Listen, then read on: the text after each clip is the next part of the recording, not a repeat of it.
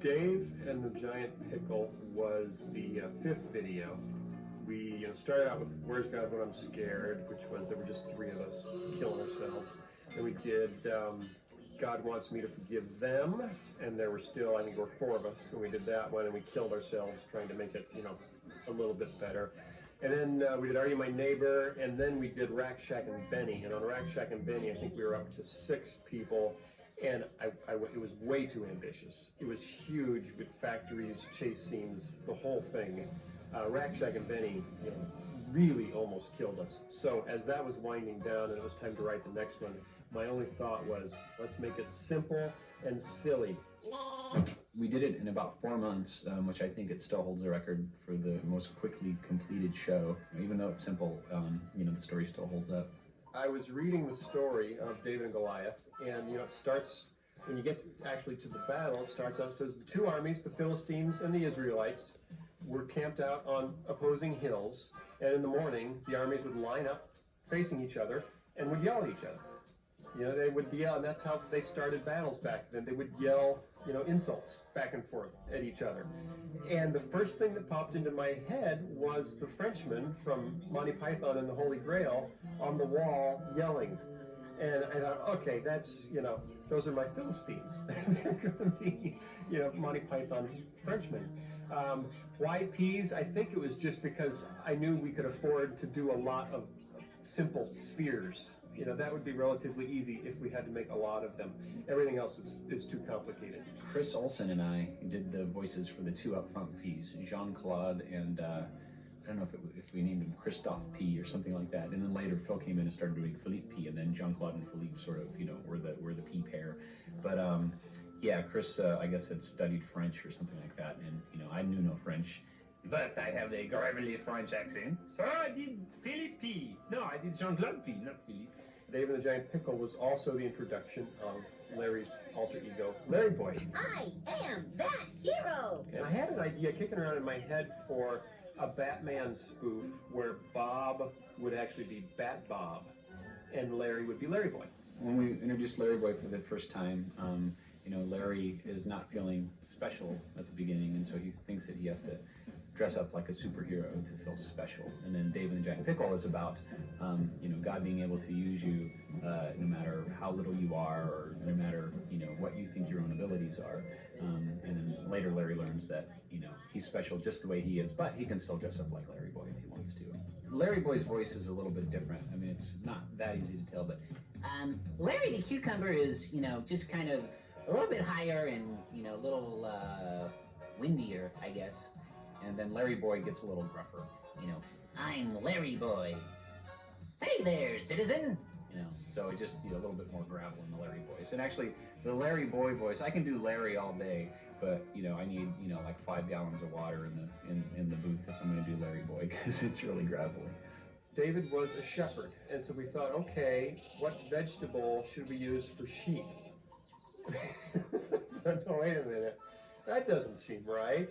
So then, can we use sheep for sheep? And if so, can they be scaled as if the vegetables were people to the sheep? Otherwise the vegetables would be this big and the sheep would be huge. And so that was the first time we really started stretching the metaphor, from going into this all-vegetable world to going into an all-vegetable world and finding an animal that's scaled, appropriately to the vegetables. And then we've, taken all sorts of liberties with that since. But it was a major milestone in veggie history to say we can introduce animals into this world and scale them down. And it changed everything.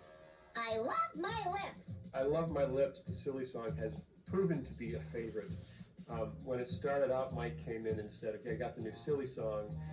It's I Love My Tongue. And it was actually, at the time, kind of a yodeling thing, and I wanted to give Larry a reason to yodel, and so it started off as I Love My Tongue, because, yodeling, yodeling, there's just a lot of, that flying around when you're yodeling, and so, it started to turn into a song called I Love My Tongue, which just sounded kind of weird, and so Phil and I talked about it, and then I kind of started to rearrange it into I Love My Lips and made it more of a scat thing, for Larry to do scat, which was also kind of fun. And I saved the yodeling idea for a few years later when I did the yodeling to turn everybody out, so the idea wasn't lost. Well, what did you think of the story? Oh my goodness, that was amazing. It was just a teeny little guy, but he beat Goliath, who was the biggest, strongest guy they'd ever seen. It's one of my favorite videos, and I don't know if it's because I like the video as much or because it was a good memory making it, because it was on schedule, it was on budget, no one died, we had fun making it. It took 4 months, about 6 people for 4 months, and we turned it out. Like, well, that was easy. Despite the fact that it was simple, it's still some people's favorites, because it's just a really cute little story with a great little lesson. I laughed, I cried, it moved me, Bob. Hi kids, I'm Tim Hodge, one of the artists here at Big Idea, and today I'm going to show you how to draw one of my favorite characters from Dave and the Giant Pickle, the sheep. Sheep are very simple to draw. Let's start off with a very light, let me just get my hand going here, very light oval on its side, it's not quite a circle. And at this point, you can turn into just about anything. Bob the tomato, or we're going to do a sheep. Now right off to the side, not in the center, off to the side, we're going to draw the sheep's head in a big U shape. Get it? U? Okay. Draw his eyes in here. Just 2 little circles. There. And right in the middle, draw his pupils. Just little ovals and leave a little dot for a highlight. Now off to the side, with his little flaps for his ears. Everything's nice and round and curvy. Don't worry about not being able to draw a straight line, because we're not doing any of those. Let's color on top of his head there. Coloring his face and his ears. Let's go back and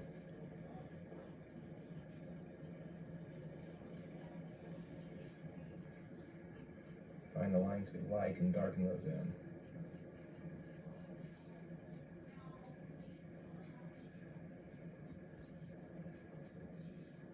See, cute little sheep face there. You can even put his nose, just little black dots near the bottom for him to breathe through. Okay, and now we're going to do his legs. Now the sheep legs in Dave and the Giant Pickle were almost just little sticks, not a lot of joints or detail on them. So right underneath his head, come down, and very wide near the top. And we'll go inside the circle here, the big circle that's its body. See that? Come down just little points. So there's his front legs, almost right underneath his head. And his back legs, they're going to go behind the body there, because they're going to be covered up with some of his fleece and wool.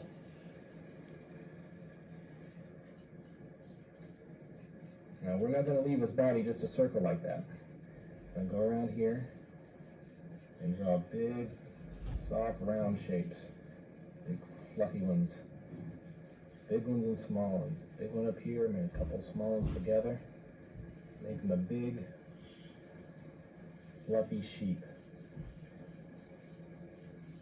There, you see that? A couple right here where his legs tuck into the wool.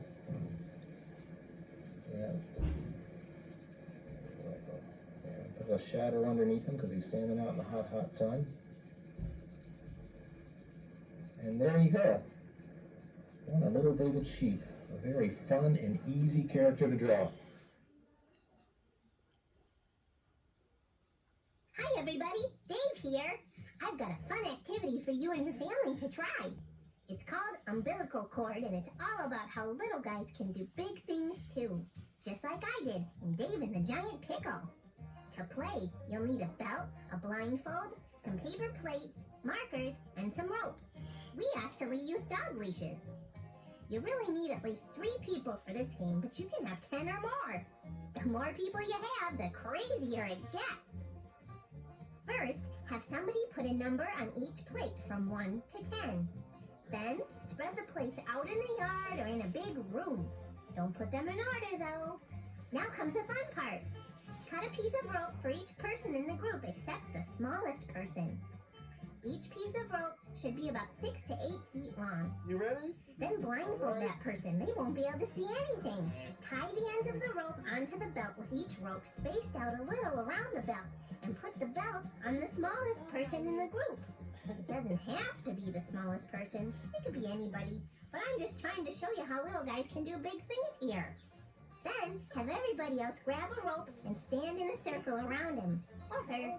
The object of the game is to lead that blindfolded person to step on each plate in order from 1 to 10. Be careful, be gentle, and above all, be helpful. The rope pullers will have to cooperate and communicate so that everybody goes the same direction. You could use a stopwatch to time the game and see if you can get faster and faster each time you play. What can you do to improve your time? Work together. This is a great game to show that your family can count on even the littlest person when things need to get done. It can also show you that even when we can't see where God is leading us, we still need to follow His directions. Well, that was an interesting game. What did we learn from that? Well, I hope you learned something and had fun playing this game. This is Dave, reminding you that little guys can do big things too. Bye! Far, far away in the land of galoots, where the bigglebag trees bear their bigglebag fruits, and far lily bushes all blossom in yellow, and thin bubble plants squirt snowberry jello. Here where the mountains of Rocky Magoo rise high o'er the meadows of Gilda Manju, where sunsets are painted with purple and blue, you'll find a small town, not much bigger than you. It's a wonderful tale, and it's a nugget that tells all of us that we are uniquely made, each and every one of us. The Snoodle's Tale is, for me, a really special story. I had this picture in my head of this little parable that I wanted to craft in this little world. And the goal was not just, how would Phil tell that story, but the goal was, how would Dr. Seuss tell that story? This was a story where it was more about the message. Kids come into the world, and they want to do everything, and they think they can do everything, because no one has told them they can't. But then as they grow, eventually peers come into the picture. And when peers come into the picture, the messages they've gotten back have changed as they go to other people and ask the question, what did I look like when I did that? That instead of, that was great, that was wonderful, you look beautiful. The messages all of a sudden as you get older start to change to, you know what, you look silly when you did that, or you looked foolish when you did that. But ultimately, we can't draw our self-image from our peers. We need to draw it from our Creator, because only the one who made us can see us the way we truly are. Only when you see yourself the way God sees you do you have a true picture. And that is so freeing, that's how you can sing, that's how you can dance, that's how you can soar.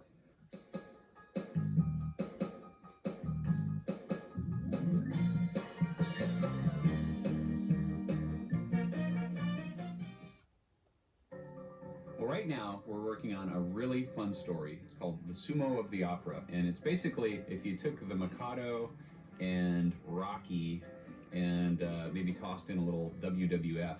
If you want to know who we are wrestlers of Japan. Larry the Cucumber plays a sumo wrestler named the Italian Scallion. That's no clown, it's his sparring partner, the Italian Scallion. And that's his introduction. In each of our shows, we have what we call a nugget of truth, and it's a biblical value that we hope kids will pull out of the lesson. And in the Sumo of the Opera, the lesson is perseverance.